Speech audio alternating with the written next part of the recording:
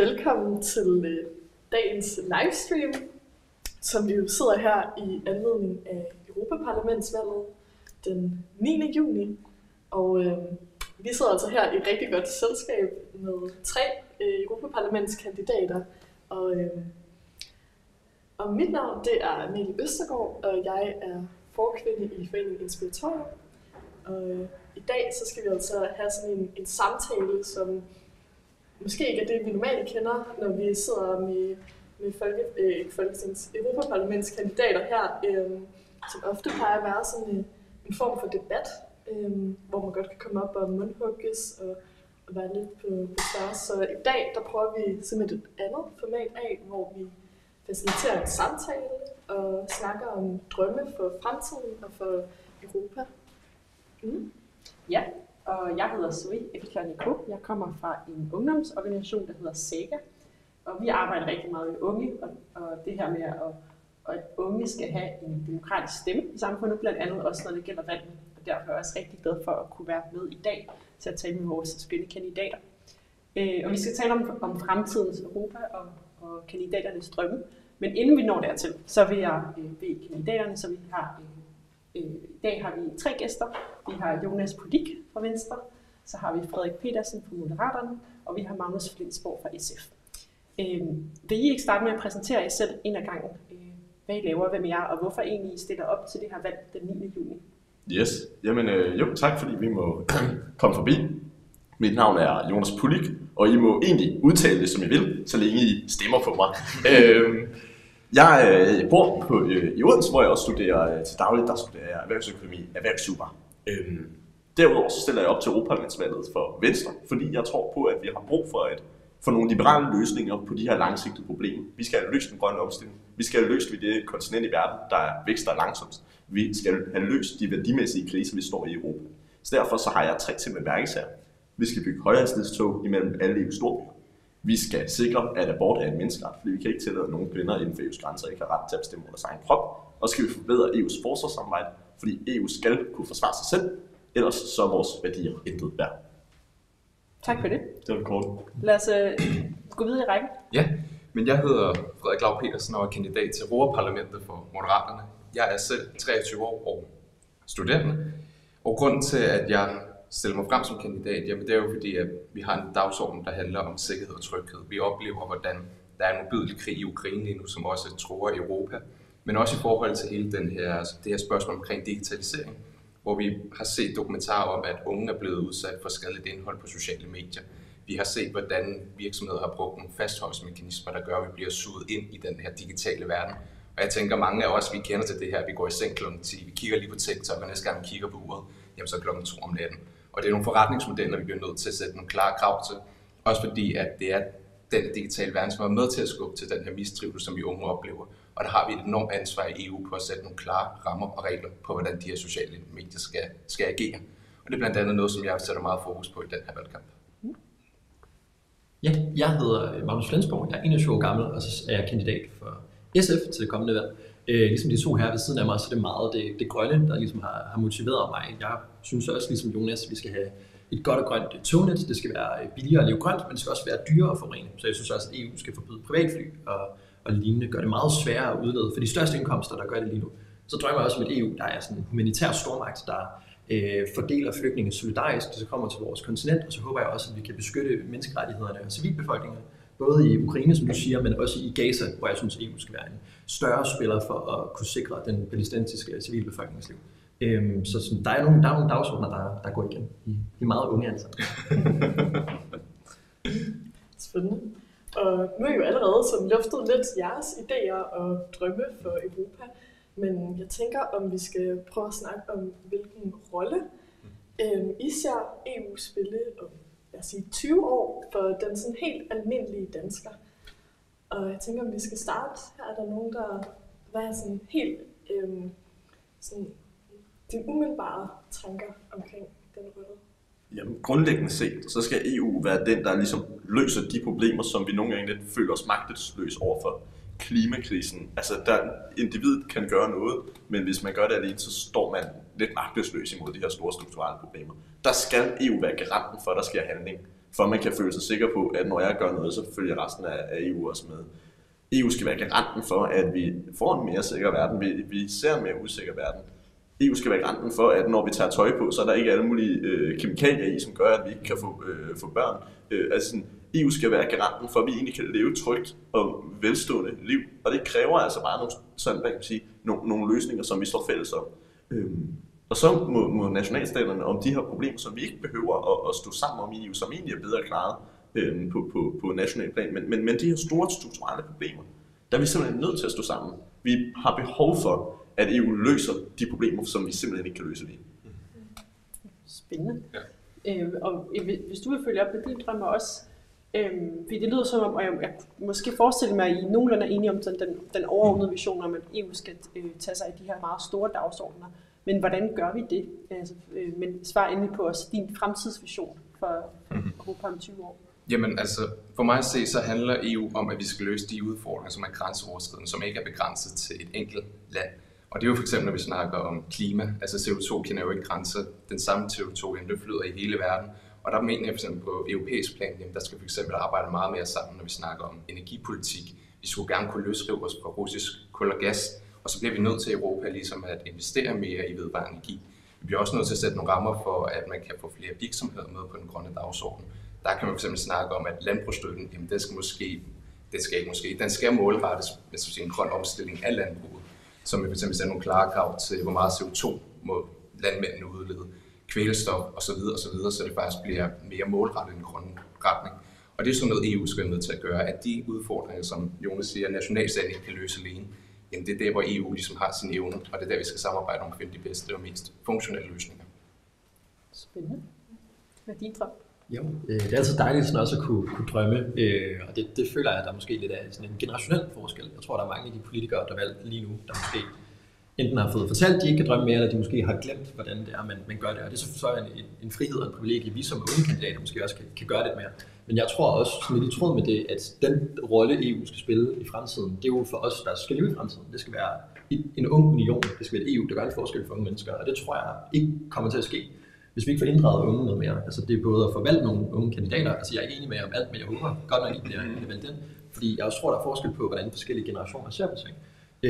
Men jeg tror heller ikke, at det kun er hvert 5. år, at unge skal inddrages. Altså vi skal sørge for at have nogle bedre strukturer for at kunne få inddraget unge mennesker.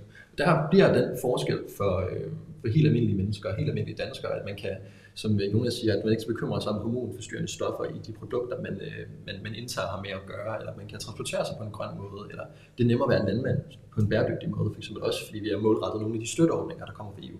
Men det er jo at inddrage de unge mennesker, der skal leve i den fremtid, som vi ligesom står og kigger ind i. Så det tror jeg måde, man gør det på. Det er lyt til os, for fanden. Men jeg tror også, et meget afgørende punkt, det er, at altså, nu har vi alle sammen været til rigtig mange debatter på gymnasier og erhvervsuddannelser osv. Og der er, altså, jeg ser en virkelig ambitiøs ungdom. Vi er en generation af ambitiøse mennesker, og der går iværksættere og folk, der er klar til at starte virksomheder. Og det er også et punkt, hvor EU skal være bedre til at hjælpe nye startups i gang og gøre det nemmere at komme ind på markedet. Fordi EU er verdens største marked. Det er en kæmpe mulighed for danske unge om at starte den her nye iværksætterdrøm og virkelig skal det op og få en succes med det. Skabe arbejdspladser i Danmark. Og der skal det være nemmere at komme ind på andre markeder, og det skal være mindre byråkrati på EU's marked. Fordi vi skal jo ikke bare gøre en forskel for hvad kan man sige, altså gøre bare en forskel for klimaet. Det er jo måske ikke bare, ellers så havde vi gjort det for nu. Men vi skal jo også løse den her kæmpe problemstilling med, at vi ser en langsom økonomisk vækst. Og det er simpelthen ikke godt nok. Vi skal byde næste generation en lige så stor oplevelse og en lige så stor vækstoplevelse, som alle andre generationer har oplevet. Jeg må lige hurtigt indskyde et spørgsmål i jeres spændende samtale, fordi det her med fremtiden, og som med arbejdspladser og med unge, men vi ser jo også et Europa, som bliver ældre og ældre. Altså vi kommer til at have langt færre unge i fremtiden, end vi har nu. Og den kurve kommer bare til at gå ned i. Der er ikke, altså, man kan sige, det kan vi selvfølgelig prøve at gøre noget ved, men det er nok et faktum, vi altså er rimelig enige om, hvad kommer til at ske. Og det gør jo også, at hele vores demografi kommer til at ændres fuldstændig. Og også den måde, vi netop arbejder, hvor mange kan arbejde. Altså, hvordan ser I den udfordring i forhold til os, måske resten af verden, og hvordan gør vi alle de spændende ting, som I gerne vil, med et kontinent, som basically har en aldrende befolkning, for at sige det som vi er. Ja, det vil jeg faktisk gerne svare på, fordi som du siger, man kan jo selv gøre noget ved det. Men der er også helt det her med, at man kan jo også åbne EU op for ligesom at se, er der noget, vi kan gøre for at tiltrække udenlandsk arbejdskraft. For eksempel, om man kan være med fra europæisk side til at uddanne nogen i stedet, og så give dem nogle praktiske erfaringer i EU. På den måde, så styrker du også deres uddannelsesniveau og kompetence, som de kan tage tilbage til det land, de er, hvis de gerne vil tilbage. Og så er det jo bare hele det her med, at vi bliver også nødt til at se på teknologisk. Når man bliver ældre, jamen, så er det jo over på velfærdssystemer, hvor man tænker noget ældrepleje osv. Der er også nogle velfærdsteknologier, man for eksempel kan investere i noget i den retning, så der er, vil jeg sige, rig mulighed. Men bare lige fordi vi snakker om de unge, så også bare for at understrege det, at vi unge er ambitiøse, vi skal engagere os i hele det her spørgsmål. For eksempel når vi snakker om klima og kemikalier, at hvis vi ikke sætter nogle krav til det eller prøver at løse det, så er det også, der skal leve med konsekvenserne. Og det understreger også bare, hvor vigtigt det er at engagere sig i hele det her spørgsmål omkring det. Og jeres oplevelse af, når I er ude og snakke med de unge og til debatter, hvor stor er interessen for EU, når I snakker med dem? Jeg tror, at en pæne ord at bruge, det er nok måske begrænset. Eller at der i hvert fald er sådan en oplevet distance til EU. At det er noget, der ligesom foregår et sted hen, at hvis de ved, hvad EP-valget handler om, og det er der ikke særlig mange af dem, der gør, så handler det om at blive valgt ned til EU. Så skal man ned i EU. Men Danmark er jo en del af EU. Vi sidder i EU lige nu. Så sådan, jeg tror også, den måde, vi taler om det, er også ligesom med til at understøtte det. Jeg tror også, ligesom, det er de spørgsmål, gik ind på, hvordan vi oplever, at vi også får sådan engageret unge. Og det tror jeg også, en konkret ting, vi kan gøre i Danmark, det er at sænke valgretsalderen. Altså, der er en generation af mennesker lige nu, som skal leve med nogle helt banebrydende konsekvenser. Og der tror jeg, at hvis man fik sænket ned til 16 år, for eksempel, så tror jeg virkelig, at man vil kunne få nogle mennesker til ord, som ikke bliver hørt lige nu. Og så er det måske også sådan deres idéer, der kommer frem, og ikke kun den her ældrende befolkning, vi taler om. Jeg tror også, at international arbejdskraft er en del af det.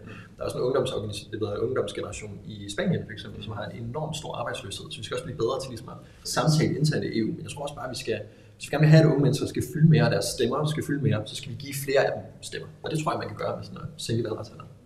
Det bliver nikket og ikke nikket. Ja, jo, altså jeg er ikke så enig med dig med det at sænke valgretsalderen, men det kan vi bruge den næste time på at diskutere. Og det har vi sikkert også gjort i forvejen, men altså, jeg ser, at vi jo skal ligesom sikre de strukturelle.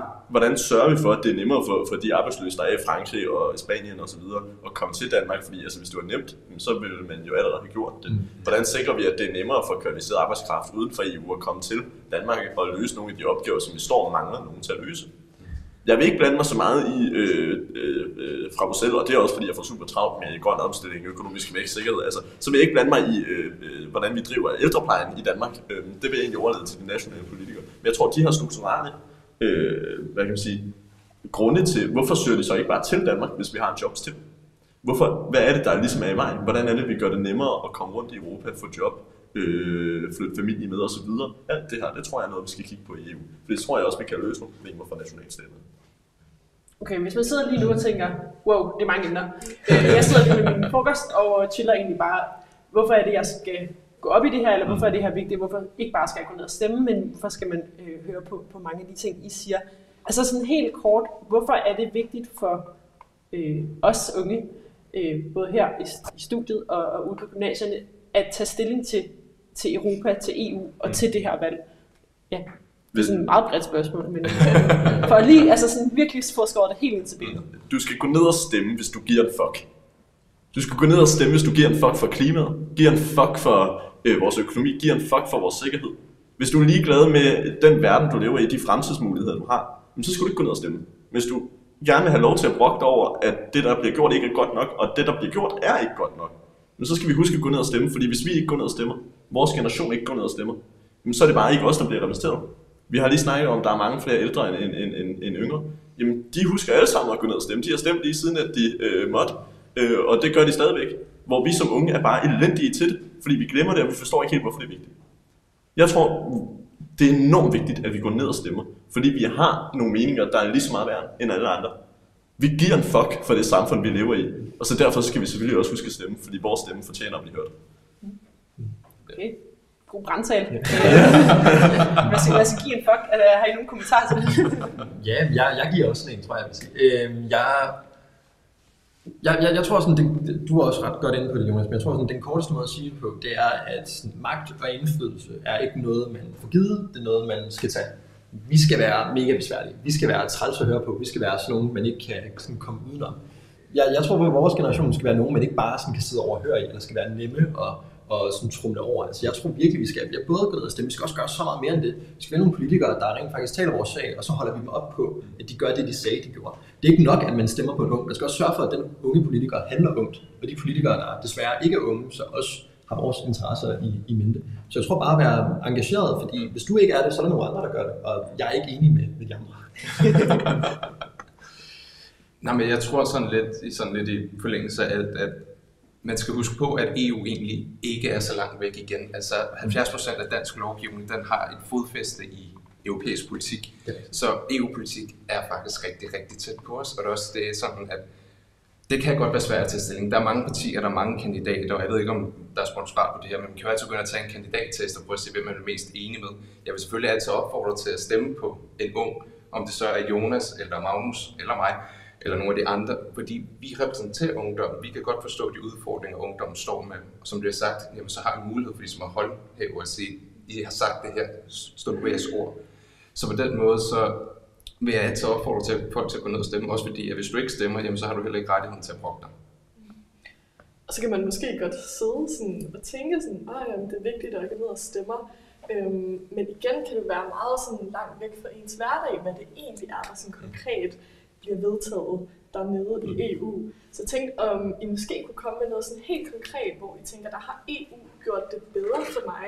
Mit liv har blevet bedre, eller der er et eller andet, jeg har oplevet, som faktisk er blevet forbedret på grund af noget, der er blevet vedtaget. Nu tog jeg lige telefonen frem, fordi nu kan jeg ikke vise internettet. Men GDPR-lovgivning, det er jo europæisk. Altså det her, der sikrer os, at når vi er online og så videre, jamen vi har nogle rettigheder, vi føler os trygge. Det er måske ikke fuldendt, det vil jeg nok mene, men det er i hvert fald et skridt i den retning, hvor EU har ligesom været med til at sætte nogle standarder. Og det synes jeg for eksempel er et godt eksempel på, hvad EU kan gøre.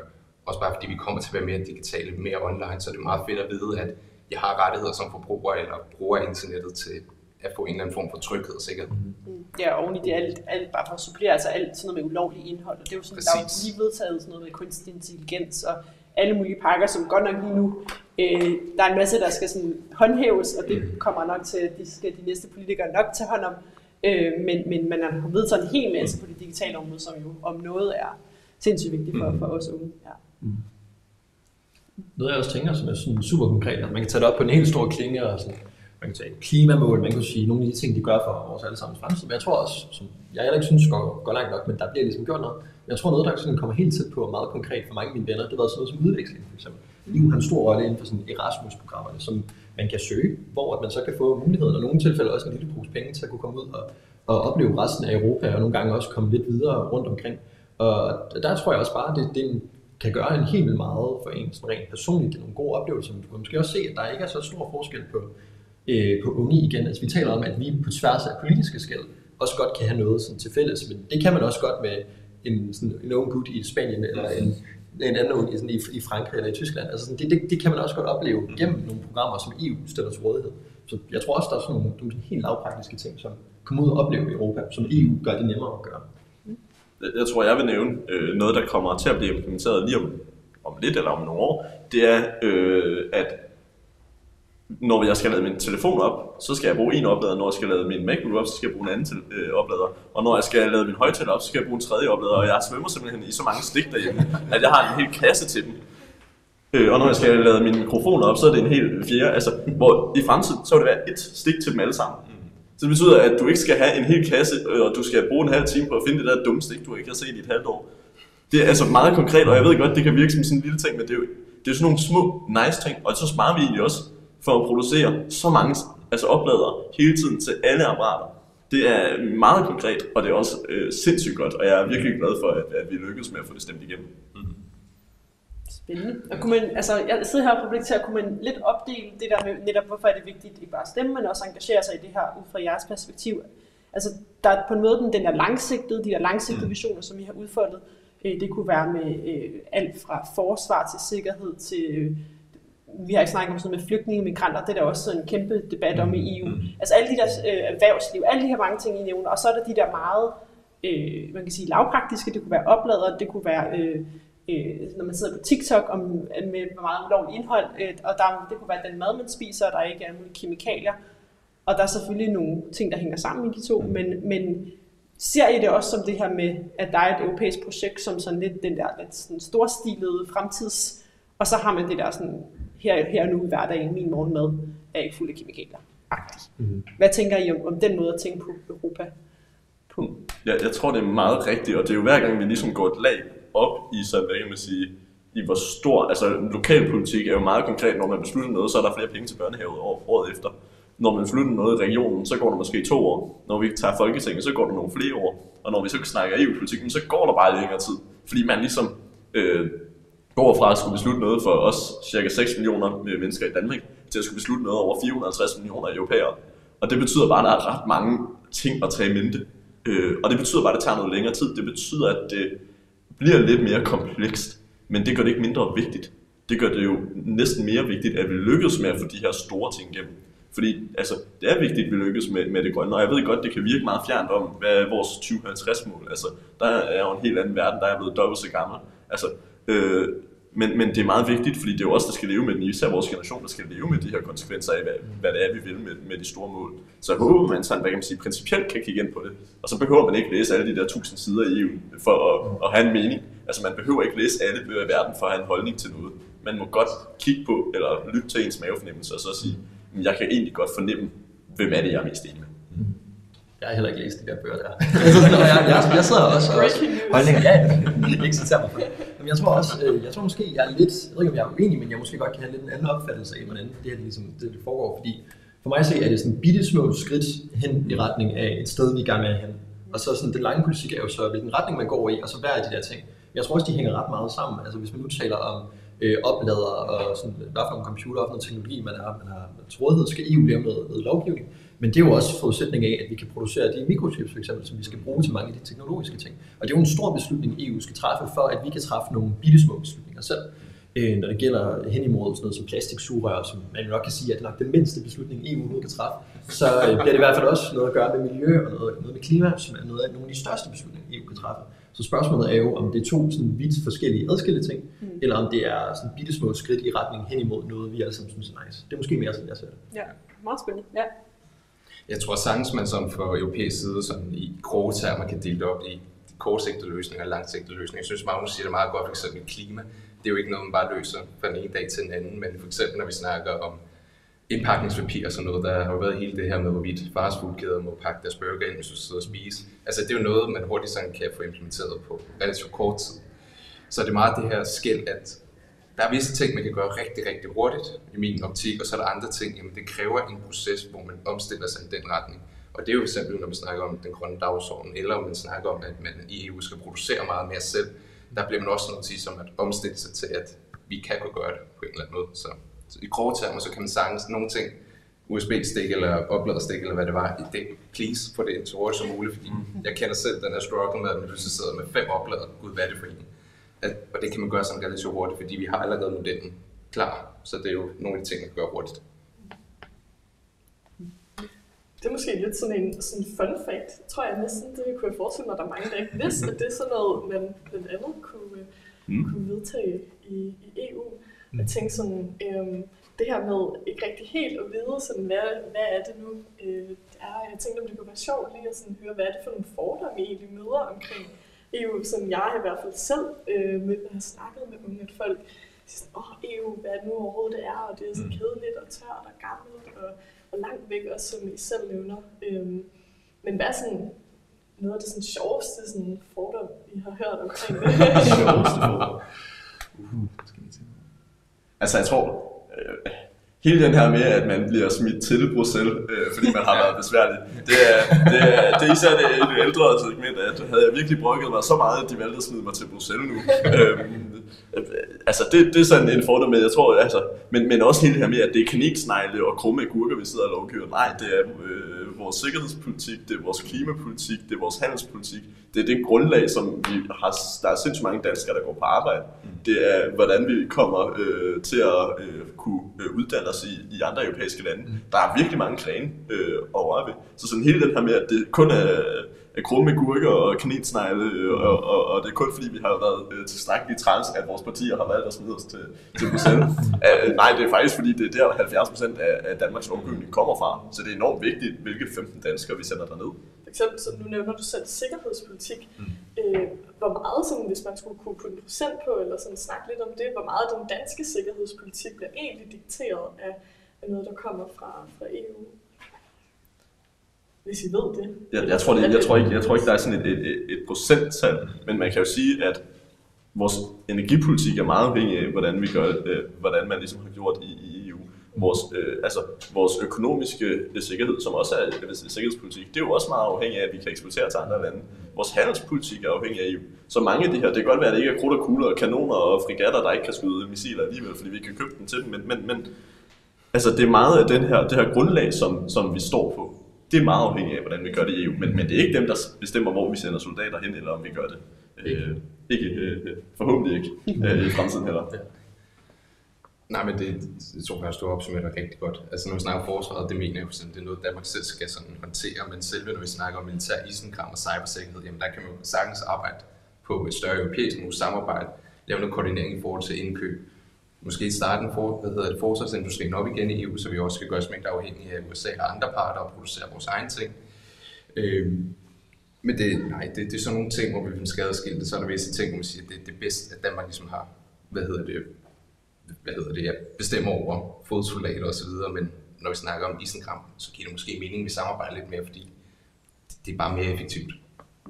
Ja, så det er ikke helt så, altså, nogle gange kan man heller ikke sådan, måske opstille sådan, hvor meget, altså jeg synes også i debatten er det meget sådan noget med, hvad for nogle kompetencer, hvad skal EU kunne og ikke kunne og sådan noget, og så vil jeg også meget selv fint forklare, at der er bare flere lag i det. Ja. Altså hvad er sikkerhedspolitik, er det så også, ja det er jo også økonomisk politik, og det er faktisk også, er det også noget energi, og måske også noget klima og sådan. Ja. Helt er sådan lidt sammenviklet på en eller anden måde. Ja. Men jeg synes det er meget sjovt at bringe den der gurke frem, for jeg har hørt mange gange det der med skolelov, at den skal hænge på. Der har jeg oplevet, at der er mange, der sådan lidt, hvorfor skal den gøre det-agtigt. Sådan, det er også et EU-lovgivning på en eller anden måde. Så det er sådan, folk lægger det op, når vi snakker om fordomme før, at det er de små ting, man lægger mærke til på en eller anden måde. Men jeg tror, den mest generelle sådan fordom, man tit og ofte hører, når man stiller frem som kandidat, det er det her med endnu en levebrødspolitiker, hvor jeg er sådan lidt, at nej, jeg er jo ikke en levebrødspolitiker, jeg har aldrig været i politik før på en eller anden måde. Så det er sådan lidt den der klassiske stereotyp, at vi er bare nogle unge mennesker, der har en vision og gerne vil kæmpe for den her ting. Så det er bare sådan lidt mere en generelle ting, som vi snakker om fordomme. Det vil jeg faktisk rigtig gerne skyde ned, fordi jeg har ikke tænkt mig at være politiker resten af livet, men det er fordi vi står med nogle udfordringer, der er så presserende, at de bliver simpelthen nødt til at løse dem. Også for vores egen skyld, og jeg tror min egen formand sagde, at ufødte børnebørn, det kan jeg jo så ikke sige, for jeg har ikke selv børn, men mine ufødte børn også har en verden at leve i på en eller anden måde. Ja. Men det er også en lidt en generationsting, det der med, skal man have 20 års erhvervserfaring for at kunne have noget at sige, eller er det egentlig nok at være i det sted i livet, som man er som ung, eller som alt muligt andet, og ligesom også netop have nogle holdninger til, hvor skal vi hen i fremtiden. Men hvad vil måske være jeres, altså jeg tænker bare her, men hvad vil jeres måske råd, eller hvis I skulle sige noget sådan motiverende til, når man sidder i gymnasiet og spiser sin frokost, og lytter på jer, altså hvorfor er det også spændende at være en del af sådan politik og den politiske samtale, om det så er i politiske partier, eller i selvreklame, noget der hedder Saga, eller alle de andre steder. Sponsoreret, nej det er det ikke, men altså egentlig bare altså, tage stilling til politik på den ene eller den anden måde. Hvorfor er det egentlig sjovt, eller interessant, relevant? Jeg tror, der er mange led i det, ikke? Fordi der er ligesom den ene hånd, der hedder, at det er meget vigtigt at understrege, at det ikke kun er gennem partimedlemskab, eller altså at gå ned og stemme, du kan deltage i demokratiet. Det er to ret gode måder at gøre det på, synes jeg, men der kan gøre alle mulige forskellige ting. Det kan være at klage, det kan være at råbe op, det kan være at skrive noget på sociale medier, dele noget, skrive debatindlæg, whatever. Altså du kan gøre en milliard forskellige ting. Og jeg tror også, det betyder noget, fordi man netop ellers bliver ramt med sådan boomerne i kommentarsporet, der siger, at du skulle have været 20-30 år på arbejdsmarkedet. Og sådan, jeg er 21, jeg skulle have startet som 1-årig. Altså, hvordan hænger det sammen? Og der tror jeg også, at det vigtigste er at sige, at din stemme betyder lige så meget som alle andre. Vi ved fra undersøgelser lige nu, at sådan, den demokratiske selvtillid blandt unge er sådan helt ude i bund. Og det er også fordi, der er rigtig mange unge, der ikke føler, at de ved nok til at sådan, deltage i debat. Men det kan jeg ikke sige nok gange. I ved nok. I ved typisk mere, end den gennemsnitlige vælger gør. Dem med stemmeret. Det skal aldrig nogensinde holde jer tilbage, fordi det holder ikke de andre tilbage. Og det er dem, du giver lov til at beslutte alting ellers. Også for din fremtid. Så altså, deltag, fordi det gør de andre. Og det synes jeg også, du skal. Du ved nok, du er klog nok. Det er jeg helt sikker på. Jamen jo, altså, og så er det jo helt, altså igen det der med, altså der er jo ikke nogen, der er mindre værd, men også det der med, sådan, jeg synes, det er en sindssygt fed oplevelse at have indflydelse. Altså det der med at være med til at beslutte noget, være med til at blive, altså det om indflydelse er ikke, at man skal sidde i Europaparlamentet, altså det er ikke den eneste måde at få indflydelse på. Det er jo også at tage en snak med den lokale borgmester eller lokale folketingsmedlem og sige, hey, det her er sindssygt vigtigt for mig. Fordi ret ofte så bliver der også lyttet til de gode løsninger, der er, når man ligesom får kontakt. Fordi når man sidder, så enten folketingsmedlem eller europaparlamentariker, så ved man ikke alting, ligesom alle vælgerne ikke ved alting. Så nogle gange så er man ikke klar over nogle problemer, der er. Så det er ret nice, hvis der er nogen, der siger, hey, jeg har faktisk et problem, og jeg har også en løsning. Altså man kan faktisk ret nemt få noget indflydelse, hvis man bare finder et problem og også har en løsning på det. Så helt klart, skriv 6.000 mails til jeres politikere, hvis det er det, I vil. Altså, hiv fat, råb op, prøv at gøre en forskel. Det er sindssygt fedt. Du må også gerne skrive dem til os, hvis du har noget, vi har sagt. Nej, men jeg synes faktisk, at jeg opsummerer det meget fint. Altså sådan lidt deltage i debatter, læs, komme ud et eller andet, mød nogle folk. Man behøver egentlig ikke at være med i et ungdomsparti, selv man selvfølgelig ønsker, at jo flere man har et ungdomsparti, jo mere kan man lave sammen på en eller anden måde, også det sociale. Sponsoreret. Unge moderater, ja.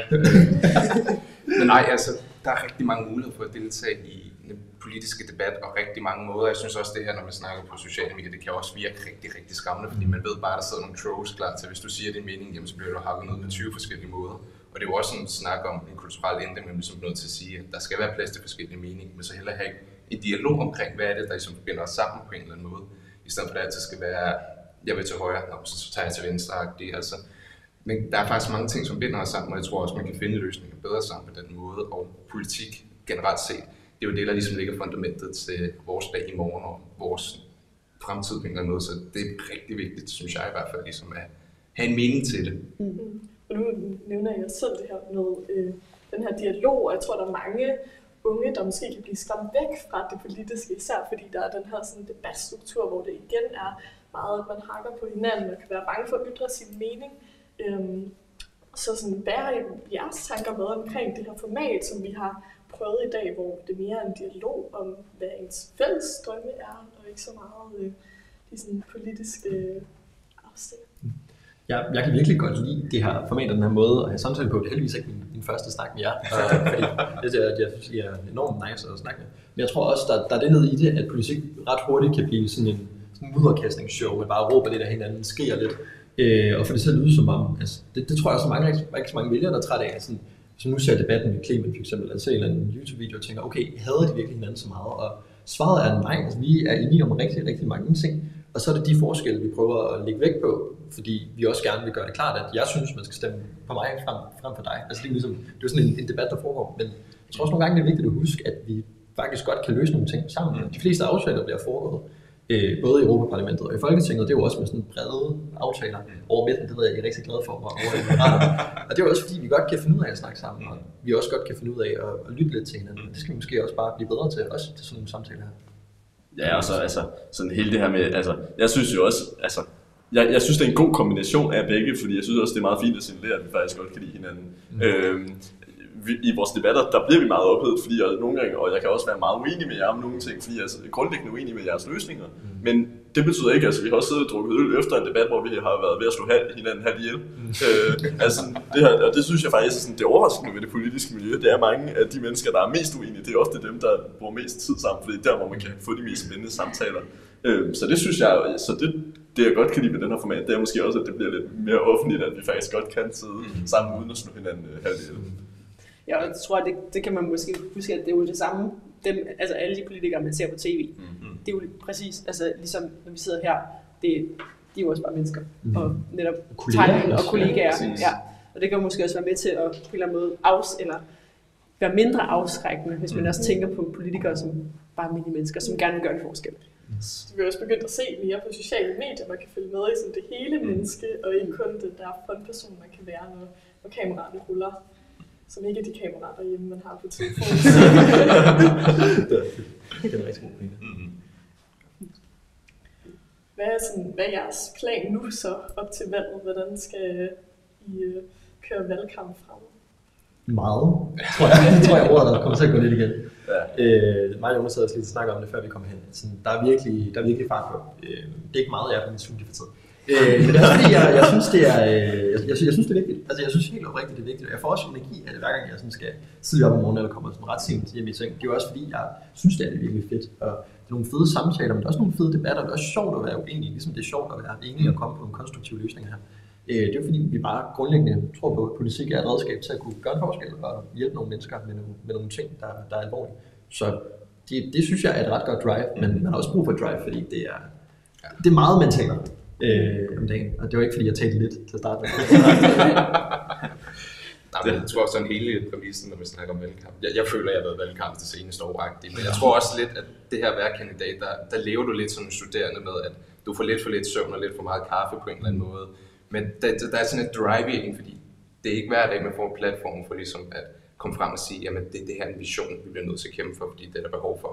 Så på den måde, så har man virkelig et højere energiniveau, fordi det er en mulighed, og den skal man ikke tage for givet.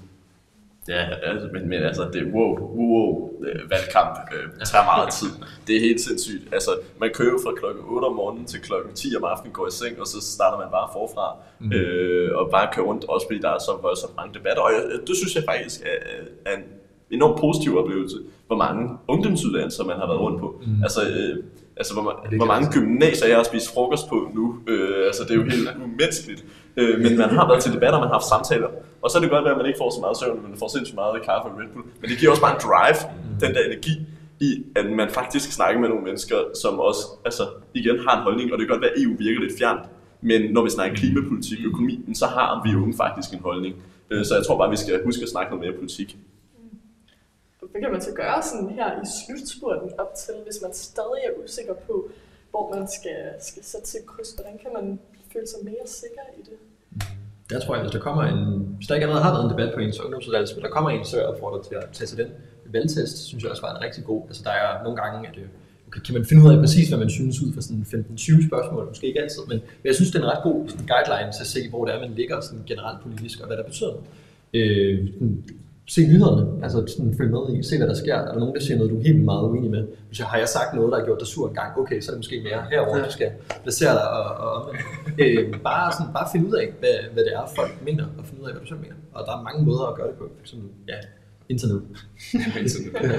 Ja, altså igen, det mest simple ville jo være bare at være stemme på Jonas Pulik. Det ville være en god løsning.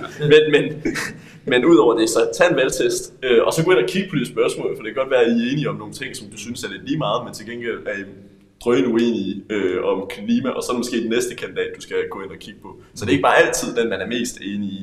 På nær det er mit navn, der dukker op selvfølgelig. men altså husk at arrangere dig, følg med, hvad siger partierne, skifter de mening under valgkampen allerede der, altså sådan, du ved, der er også nogle punkter, man skal kigge på. Ja, men jeg synes, det bliver sagt rigtig godt. Altså, der er rigtig mange muligheder for ligesom at finde ud af, hvad mener folk på en eller anden måde. Jeg vil også sige, at sociale medier, nu ved jeg godt, at man ligesom prøver at sætte en dagsorden på det, men vi er mange, som også prøver at udtrykke som mennesker, hvad vi egentlig går ind for rent politisk. Og der er det nogle gange nemmere, når man lægger en video op, ligesom at uddybe, hvad det egentlig jeg mener, i stedet for at jeg er delvist enig, når der står de 5 linjer, okay, sådan lidt. Ja. Altså, det er tit det der med valgteste, og jeg kan huske selv, dengang jeg gik i gymnasiet, der var det bare dæk. Nå, jeg er mest enig med den person. Og der, jeg vil sige, tag lidt tid, sæt ind, og så prøv at læse, hvad vi egentlig mener, så tror jeg, man har en klar forståelse af, hvem vi er som personer, og hvad vi står indenfor. Ja, så det jeg tror nogle virkelig gode råd, og det vigtige er selvfølgelig at stemme, hvis man kan stemme, og hvis man ikke kan stemme, så opfordrer sin familie, sine venner til at stemme, og selv hvis man ikke kan stemme, så kan man sagtens, som I har givet virkelig mange eksempler på, deltage og engagere sig, læse, skrive til jer, skrive til andre unge, som engagerer sig i politik. Så der er masser af måder at være med på, om man kan stemme eller ej. Men 9. juni, det er altså et stort fedt kryds i kalenderen. Ja. Og man kan også brevstemme allerede nu, hvis man har lyst til det. Ja. Så tror jeg bare, at vi vil sige mega tak for, at I vil stille op her i dag og prøve noget lidt andet, end I måske har gjort i går og skal i morgen, sandsynligvis. Så jeg håber, at I har kunne lide det her format, og at det har givet noget plads til at snakke om det, man måske ikke lige får sagt til debatterne, fordi det handler om at få sagt det hurtigst eller højst. Og så vil jeg gerne sige tak til dig, for Saga, for at være med her i dag og stille uddybende spørgsmål og komme med nogle virkelig fede vinkler. Så alt i alt bare tak, og tak for, at I ville sende med. Forhåbentlig er jeg blevet lidt klogere på, hvad der skal ske op til og den 9. juni. Super. Tak. Yes. Tak for, at du måtte komme forbi. Ja, tak. Det er virkelig.